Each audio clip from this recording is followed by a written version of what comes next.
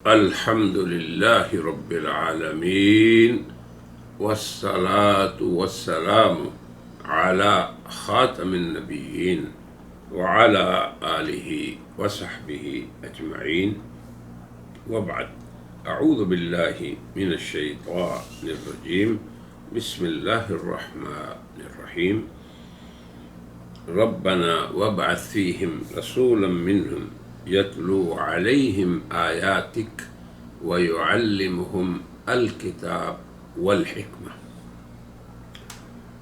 ويزكيهم إنك أنت العزيز الحكيم. صدق الله العظيم. سامعین و ناظرین،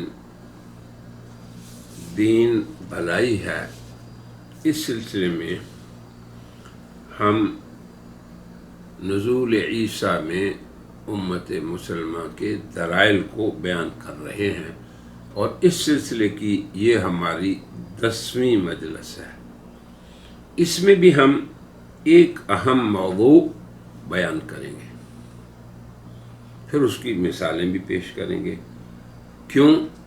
تاکہ ہم نے جو آیات پیش کی 6 دلائل نزول مسیح میں، ان میں ایک اہم ضابطہ مسلمان خواص اور عوام پہ واضح ہو جائے، اور وہ کیا ہے؟ قرآن حکیم میں کتاب و حکمت کا اکٹھے آنا۔ جیسے کہ ایک آیت ہم نے پیش کی تھی جو 2 صورتوں میں آئی ہے۔ ایک صورت میں بشارت مریم ہے کہ حضرت مریم کو اللہ کے فرشتے بشارت دے رہے ہیں کہ اے مریم، تیرے بیٹا عظیم شان ہونے والا ہے، جسے اللہ کتاب و حکمت، تورات و انجیل، یہ چاروں چیزیں سکھائیں گے۔ پھر یہی آیت ہم نے اپنے دلائل میں بیان کی تھی، حضرت عیسیٰ کو اللہ اپنی نعمتیں گنوا رہے ہیں کہ عیسیٰ یاد رکھ، اذکر نعمتی علیک وعلی والدتک، کہ تم پہ میری نعمتیں ہوئیں، جن میں سے ایک یہ ہے کہ علمتک الکتاب والحکمہ، کہ تجھے میں نے کتاب و حکمت کی تعلیم دی۔ تو اس ضابطے کو اگر آپ سمجھ لیں کہ قرآن حکیم کے عمومی اس اسلوب میں کتاب و حکمت جب اکٹھی آتی ہے تو اس سے مراد کیا لیا جاتا ہے۔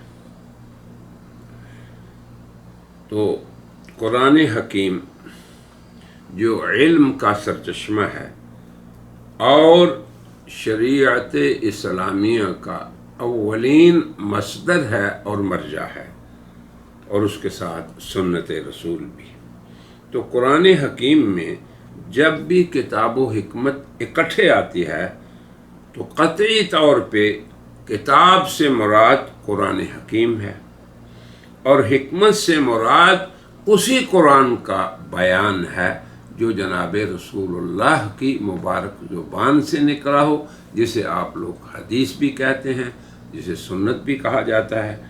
تو یقیناً کتاب و حکمت قرآن حکیم میں اکٹھے آنا، اس سے مراد یہ ہے کہ اللہ تعالی عیسیٰ علیہ السلام کو قرآن حکیم کی بھی تعلیم دیں گے اور خاتم النبیین صلی اللہ علیہ وسلم کی سنت کی بھی۔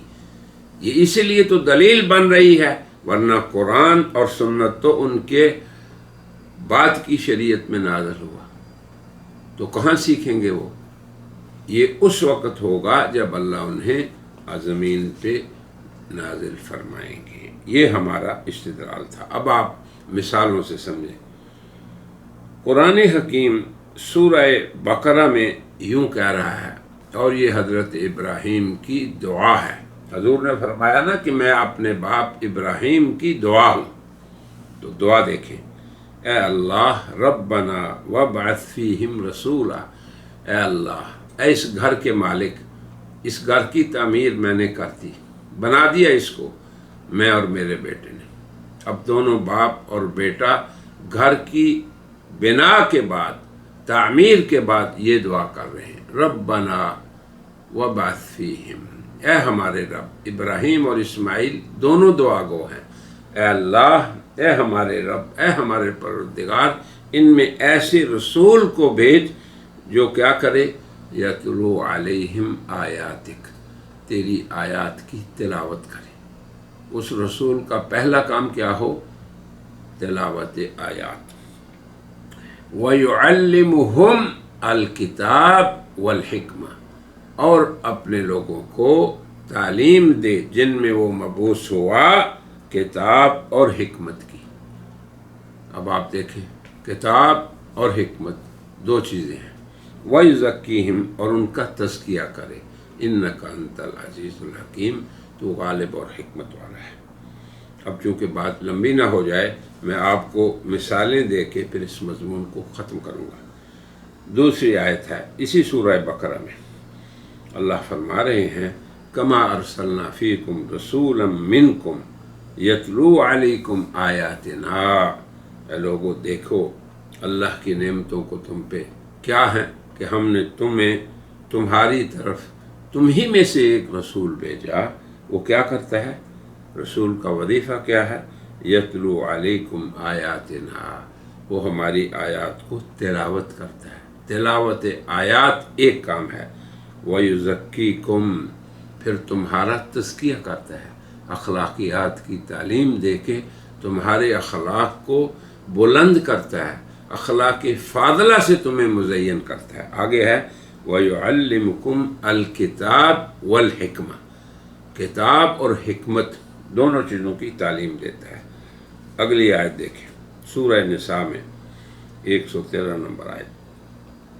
وَاذْكُرُوا نِعْمَةَ اللَّهِ عَلَيْكُمْ، اللہ کا خطاب ہے تمام انسانیت کو، خصوصاً مسلمان امت کو، کہ تم اللہ کی اس نعمت کو یاد کرو۔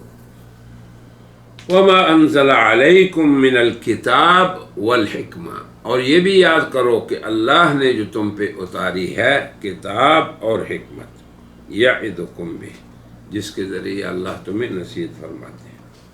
اور آگے اللہ فرما رہے ہیں وَلَوْلَا فَضْلُ اللَّهِ عَلَيْكَ وَرَحْمَتُهُ، اور آخر میں اس آیت میں فرمایا وَأَنزَلَ اللَّهُ عَلَيْكَ، یہ خطاب ہے جناب سید المرسلین رحمت للعالمین حضرت محمد رسول اللہ کو، جو اللہ کے آخری نبی ہیں، جن کے بعد نبوت کا ہر مدعی کذاب اور دجال ہے، حضور کی زبانی اللہ فرما رہے ہیں کہ ہم نے آپ پہ اتارا ہے کتاب اور حکمت کو۔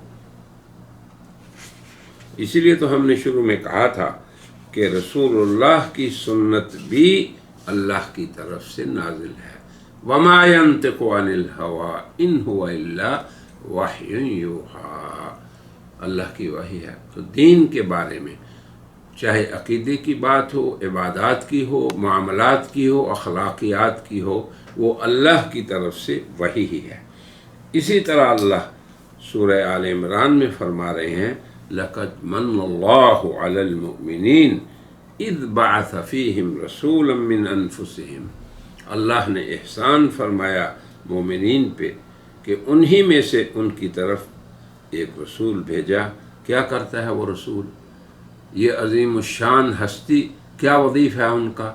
یتلو علیہم آیاتہ، آیات اللہ کی تلاوت پہلا کام، وَيُزَكِّيهِمْ، اور ان کا تزکیہ، صفائی ستھرائی۔ دیکھ لیں کس قدر علم کے بعد، تلاوت قرآن کے بعد تزکیے کی اہمیت ہے۔ وَيُعَلِّمُهُمْ الْكِتَابَ وَالْحِکْمَةَ، اور وہ تعلیم دیتے ہیں انہیں کتاب کی اور حکمت کی۔ اب رسول اللہ صلی اللہ علیہ وسلم کیا فرماتے ہیں؟ قرآن کی آیت پڑھتے ہیں اور اس کی جگہ احادیث میں اس کا بیان ہمیں ملتا ہے۔ یا ہم نے یہ بھی بتایا جیسے پہلے حلقے میں اور آج بھی کہ کبھی رسول اللہ ایک مضمون کو اپنی حدیث میں بیان فرماتے ہیں اور پھر قرآن کی آیت کا حوالہ دے دیتے ہیں۔ یہ ہے کتاب و حکمت کی تعلیم۔ تو اس لیے غور کریں ان آیات میں۔ اسی طرح سورہ جمعہ میں ہے هو الذی بعث فی الامیین، اللہ کی ذات گرامی وہ ہے جس نے امیوں میں رسولا منہم، انہی میں سے ایک کو رسول بنا کے بھیجا۔ کیا فرماتے ہیں کام وہ رسول؟ یتلو علیہم آیات ہی، تلاوت آیات اللہ، پہلا کام یہ، ویزکیہم، اور اپنی امت کا تزکیہ، اپنے شاگردوں کا۔ تو جب آپ کے شاگرد رسول اللہ کی طرف سے تعلیم دیے ہوئے ہیں، آپ کے طلبہ ہیں، مبارکین ہیں، اور آپ کی ذات نے ان کا تزکیہ فرمایا ہوا ہے، تو سوال ہی نہیں پیدا ہوتا کہ کوئی صحابی قرآن کی کسی آیت میں اپنی طرف سے تفسیر کر دے یا کسی حدیث کو قرآن سے اپنی طرف سے جوڑ دے، سوال نہیں پیدا ہوتا۔ اور آگے فرمایا وَيُعَلِّمُهُمْ الْكِتَابَ وَالْحِكْمَةَ، وہ رسول کتاب و حکمت کی تعلیم دیتے ہیں کہ اس سے پہلے یہ لوگ صریح گمراہی میں تھے۔ اب آپ دیکھیں تمام مسلمان مفسرین، اب دیکھیں قرآن کی نص ہو تو مفسرین کی بات چلتی ہے، یہ نہیں ہے کہ کوئی شاذ اور واہی کمزور ضعیف بات کوئی آدمی لے کے اپنے اجتہاد سے غلط بات کہہ دے۔ حضرات صحابہ، تابعین، اتباع تابعین، مفسرین، محدثین کا اور امت کے مسلمان خواص و عوام کا یہی مسلک ہے۔ تو اب قرآن حکیم میں مفسرین مسلمین نے کتاب سے مراد قرآن حکیم لیا اور حکمت سے مراد بیان قرآن، اور وہ کیا ہے؟ یہ سنہ النبویہ شریفہ، جناب رسول اللہ کی سنت۔ تو حضرت عیسیٰ کے باب میں بھی یہی کتاب و حکمت کا لفظ اکٹھا آیا ہے، اور وہ 2 آیتوں میں ہے۔ دیکھیں پہلی آیت حضرت مریم کی بشارت ہے، اے مریم ایسا عظیم بیٹا پیدا ہونے والا ہے تیرے ہاں اللہ کے فضل سے، جسے اللہ کتاب و حکمت سکھائیں گے۔ وَيُعَلِّمُهُ الْكِتَابَ وَالْحِكْمَةَ وَالتَّوْرَاةَ وَالْإِنْجِيلَ۔ اب یہاں کتاب و حکمت سے مراد بھی وہی ہے جس کی ہم تفسیر پہلے کر چکے۔ اور دوسرا اللہ کا ارشاد ہے حضرت عیسیٰ کو، کہاں پہ؟ جب ان پہ نعمتیں گنی، فرمایا وَإِذْ عَلَّمْتُكَ الْكِتَابَ وَالْحِكْمَةَ، اے عیسیٰ یاد کرو تم پہ میرا احسان تھا کہ میں نے تجھے کتاب اور حکمت کی تعلیم دی، وَالتَّوْرَاةَ وَالْإِنْجِيلَ، اور تورات و انجیل تمہیں سکھائی۔ اب یہاں پہ آ کے اگر کوئی اہل الحاد میں سے چھوڑتا ہے قرآن کے اسلوب کو، چھوڑتا ہے مفسرین اور محدثین کے اقوال کو، چھوڑ دیتا ہے سبیل المومنین کو جو جناب رسول اللہ سے متصل سند کے ساتھ ہم تک پہنچا ہے، تو یہ اسی کی بدقسمتی اور شومی قسمت ہم کہیں گے۔ اس لیے قادیانیت اور منکرین حیات کا اگر یہ شبہ ہو کہ قرآن اور حکمت یعنی سنت تو بعد میں آئی، تو کیسے انہوں نے سیکھا؟ تو خود اللہ تعالیٰ نے قرآن حکیم میں اس کا بھی جواب دے دیا، کیا؟ وَيُعَلِّمُهُ، کہ ایسا عظیم الشان تیرا بیٹا ہوگا اے مریم۔ اب دیکھو کہاں سے اہتمام کیا اللہ نے، کب سے، کس زمانے سے قادیانیت کے اس شبے کا جواب دیا کہ اللہ تعالیٰ انہیں کتاب، حکمت، تورات اور انجیل سکھائیں گے۔ تو ہماری آخر میں مخلصانہ دعوت ہے ان تمام لوگوں کو، خصوصاً ابنائے قادیانیت کو، جو اس شبے میں پڑے ہوئے ہیں اور حضرت عیسیٰ علیہ السلام کے نزول کو نہیں مانتے اور ان کے رفع اور حیات کے منکر ہیں۔ اللہ سے ڈریں، علیکم ان تتقوا اللہ، اور حق کو وہ قبول کریں جس کو ہم نے واضح آیات کے سامنے آپ کے سامنے پیش کیا ہے۔ پہلا ضابطہ ہم نے یہ بتایا آج کی مجلس میں، کیا کہ جب رسول اللہ یا آپ کے صحابی کسی آیت کے مضمون کو قرآن کے ساتھ جوڑیں تو یہ مضمون کی تائید ہو گئی، ایک حوالہ اپنے سے قوی حوالے سے جڑ گیا، اور دوسرا قرآنی نص کی تفسیر کی بھی تعین ہو گئی کہ یہی اس کی تفسیر قابل قبول ہے، باقی نہیں دیکھا جائے گا، اور اس نص کا قطعی الثبوت ہونا بھی ثابت ہو گیا اور قطعی الدلالت ہونا بھی ثابت ہو گیا، اور اس میں شبہ اور نکاح کی گنجائش نہیں۔ اس دوسرے ضابطے میں ہم نے یہ بیان کیا کہ جہاں جہاں کتاب و حکمت کی بات ہو اس سے مراد قرآن اور سنت ہے، اور عیسیٰ کے باب میں بھی یہی ضابطہ ہے کہ اللہ تعالی حضرت عیسیٰ کو نازل ہونے سے پہلے، چونکہ وہ خاتم النبیین کے زمانے میں خاتم الشریعہ اس کی تنفیذ کا کام کریں گے، لہذا اللہ تعالیٰ انہیں علمی طور پہ نازل ہونے سے پہلے پورا مسلح کریں گے۔ اور اللہ سے بہتر معلم کون ہو سکتا ہے؟ کون سا دنیا میں مدرسہ ہے کسی بھی مسلک کے لوگوں کا؟ کون سا دارالعلوم ہے؟ کون سی جامعہ ہے جو اللہ کی تعلیم سے آگے ہو؟ سارے کا سارا علم اللہ تعالیٰ کی ذات کا ہی دیا ہوا ہے۔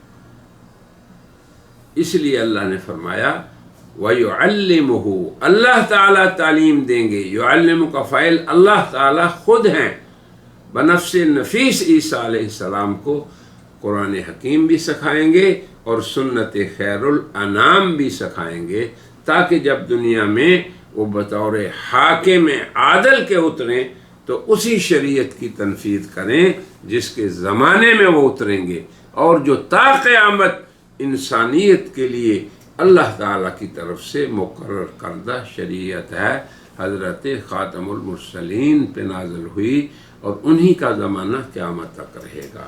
لہذا ہم مقرر دعوت دیتے ہیں ابنائے قادیانیت کو کہ ہمارے اس بیان میں غور کریں، تأمل کریں اور حق کو قبول کر لیں، اور اپنے دوستوں کو، طلباء کو بھی کہیں گے کہ وہ اسی طرح اس باب میں ان دونوں ضابطوں کو بیان کریں۔ وآخر دعوانا ان الحمد للہ رب العالمین۔